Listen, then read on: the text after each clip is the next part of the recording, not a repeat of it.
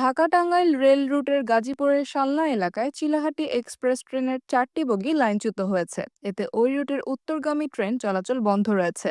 তবে লাইনচ্যুত বগিগুলো আলাদা করে ঢাকাগামী আন্তনগর চিলাহাটি এক্সপ্রেস জয়দেবপুর জংশনে 3টা 51 মিনিটে প্রবেশ করতে দেখা গেছে। রবিবার দুপুর 2টা 30 মিনিটের দিকে ট্রেনটি লাইনচ্যুত হয়।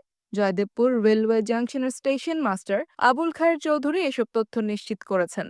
আবুল খায়ের বিকেল 4টায় জানান, লাইনচ্যুত হওয়া বগি উদ্ধারের জন্য কমলাপুর স্টেশন থেকে ছেড়ে আসা রিলিফ ট্রেন তেজগাঁও স্টেশন অতিক্রম করেছে।